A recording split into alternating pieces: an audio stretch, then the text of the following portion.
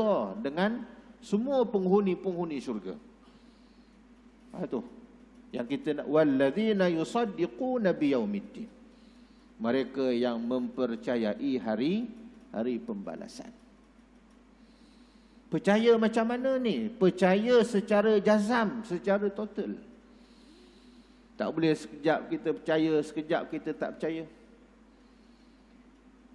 Buat baik, kita percaya Allah Ta'ala akan terima ibadat baik kita, amalan-amalan baik kita. Tapi bila kita buat jahat, tak apa, Allah Ta'ala ni dia Maha Pengampun. Kita berterusan, kita cari untuk buat jahat. Padahal Allah Ta'ala melihat, Allah Ta'ala mendengar apa yang dilakukan, apa yang dibuat. Yang dibuat oleh kita. Walladzina yusaddiquna biyaumiddin. Jadi kita tuan-tuan yang dirahmati Allah Ta'ala, yang ketiganya, kita nak lepaskan diri kita daripada sifat bakhil, kedekut, sifat keluh kesah. Nak bagi diri kita tenang, kita kena percaya pada hari pembalasan. Sebab apa pergi tolong dia? Sebab Allah Ta'ala yang suruh. Dia kan sakitkan hati kamu, tak apalah, itu hal dia dengan Tuhan. Tapi kita ni hak dia pada kita. Walladzina yusaddiquna biyaumiddin. Tak apalah dia tak datang kenduri rumah kita, tak apa. Yang penting dia panggil kita pergi kenduri, kita pergilah kenduri dia. Dah dia ajak kita. Sebab kita duk teringat hadis Nabi SAW duk sebut, idza da'aka fa'ajibhu. Apabila dia ajak kamu, maka hendaklah kamu terima undangannya. Ini sebagai salah satu hak-hak orang Islam pada orang Islam yang lain. Bahkan kalau dia bersin pun, kalau dia bersin, dia mengatakan alhamdulillah, maka kita kena ucap yarhamkallah. Supaya malaikat, supaya Allah Ta'ala mendoakan yarhamkallah, memuliakan dia, memberikan kemuliaan kepada orang yang mengucapkan alhamdulillah tersebut. Walladzina yusaddiquna biyaumiddin. Ini manusia yang ketiga. Ataupun kalau kita buat percaya kepada hari akhirat ini tuan-tuan, maka kita akan jadi manusia yang terlepas daripada sifat kedekut, bakhil, keluh kesah ini tuan-tuan. Yang keempat, walladzina hum min azabi rabbihim mushfiqun. Dan orang yang takut terhadap azab Tuhannya. Kita tak nampak azab Allah Ta'ala. Sebab Allah Ta'ala ini salah satu nama Allah Ta'ala Halim. Halim ni maknanya apa? Menahan kemarahan. Nabi Ibrahim alaihissalam, apabila dia nampak seorang buat maksiat, dia pun doa, wahai Tuhanku, binasakanlah manusia ini. Allah Ta'ala binasa dia. Jumpa lagi orang buat maksiat, ya Allah, ya Tuhanku, binasakanlah orang ini. Maka Allah Ta'ala binasakan dia. Nampak orang ketiga, Nabi Ibrahim doa yang sama. Allah binasakan dia. Nampak pula orang keempat, Allah Ta'ala kata, dah tu Ibrahim, kalaulah semua orang buat dosa, aku binasakan manusia-manusia yang buat dosa ini, agak-agak kamu siapa lagi yang tinggal? Siapa lagi yang tinggal atas dunia ni? Tak ada dah. Semua orang buat dosa, Allah Ta'ala binasa. Tak kiralah dosa kecil ke dosa besar. Apa makna dosa? Langgar perintah. Langgar perintah dosa. Tuan-tuan yang dirahmati Allah Ta'ala. Walladzina hum min azabi rabbihim mushfiqun. Mereka yang takut pada azab Allah Ta'ala. Cuma kita selesa selamat, manusia akhir zaman, umat Nabi Muhammad, bila mana buat dosa, Allah Ta'ala tangguhkan siksaan.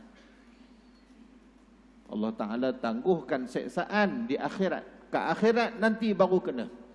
Tuan-tuan yang dirahmati Allah Ta'ala, jadi itu sebagai satu kemuliaan kepada kita untuk diberi tempoh manusia akhir zaman ini, umat Nabi Muhammad ini, untuk bertaubat kepada Allah Subhanahu wa Ta'ala.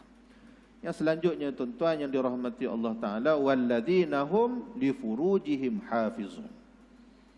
Yang kelimanya, manusia yang kelima, orang yang memelihara kemaluannya. Jaga aurat. Kemaluan bukan semata-mata tu tuan-tuan.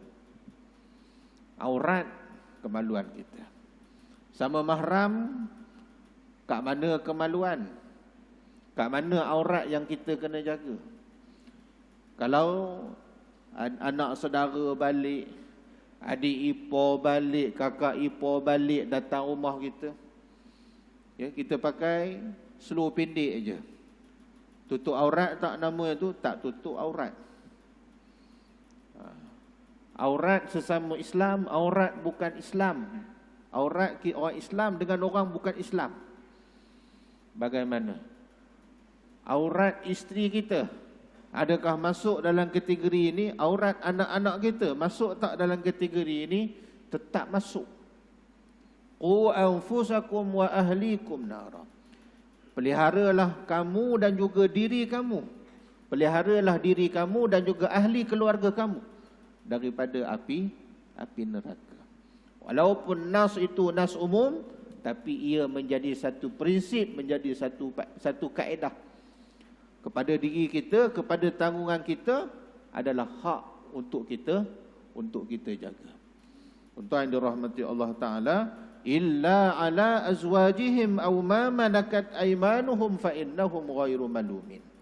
Kecuali kepada isteri-isteri kamu, kepada isteri mereka ataupun budak-budak yang mereka miliki, maka sesungguhnya dalam hal ini tidaklah tercela. Kemudian faman ibtagha wara'a zalika faulaika humul adun. Sesiapa mencari yang lain daripada itu, maka mereka itulah golongan yang melampaui batas. Maknanya buat perkara-perkara yang tidak sepatutnya, mendedahkan aurat di khalayak ramai, itu disebut sebagai orang yang melampaui batas. Kemudian yang selanjutnya, walladzina hum bi syahadatihim qaimun. Dan orang-orang yang memberi kesaksian mereka. Kita nampak perkara itu, kita kena nyatakan perkara itu sebagai, kerana kita sebagai saksi. Walaupun ia kena pada diri kita. Walladzina hum bi syahadatihim qaimun walladzina hum ala salatihim yuhafizun. Kita tengok Allah Ta'ala sebut di awal itu orang yang sembahyang daim, yang tetap. Kemudian yang ujung itu Allah Ta'ala sebut pada ayat 34, mereka yang memelihara sembahyang mereka. Tak kiralah kat mana mereka berada, mereka pelihara sembahyang mereka, dan mereka ini disebut ulaika fi jannatin mukramun. Mereka itulah kekal di syurga, lagi dimuliakan oleh Allah Subhanahu wa Ta'ala. Jadi daripada ayat 19 sampailah kepada ayat 35, yang kita nak ringkaskan di sini, daripada ayat 19 Allah Ta'ala sebut, Allah Ta'ala jadikan manusia itu halu'a, keluh kesah, lagi kikir kedekut. Manusia itu ada sifat keluh kesah, tak tenang. Yang pertamanya tak tenang, yang keduanya manusia itu dia kedekut. Macam mana jadi tak tenang? Apabila datang musibah, kita dah mula libang libu dah. Kenapa aku, kita duk persoalkan. Dah banyak dah ubat, pergi sana pergi sini, dah banyak dah doktor pakar, dah banyak dah klinik, spesialis kita pergi, tapi tak baik-baik penyakit kita. Duk keluh kesah, dah rimah dah penyakit ni, tak tahu nak jumpa siapa lagi, kita rimah. Itu ada dalam diri kita sifat keluh kesah. Apa sahaja ujian yang Allah Ta'ala bagi, kecil ataupun besar, kita keluh kesah. Kalau kecil pun kita keluh kesah, bayangkan yang besar, macam mana kita nak menanggung. Tidakkah ujian itu juga datang daripada Allah Subhanahu Wa Ta'ala. Yang keduanya, sifat manusia apabila diberi nikmat, maka dia pun bakhil dan juga kedekut. Dan kita tengok di situ Allah Ta'ala nyatakan ada beberapa golongan yang lepas daripada sifat-sifat bakhil kedekut ini, insya-Allah. Mudah-mudahan ada kebaikannya kat atas diri kita. Aqulu qawli hadza wa astaghfirullahal azim li wa lakum wa billahi taufiq wa hidayah. Assalamualaikum warahmatullahi wabarakatuh.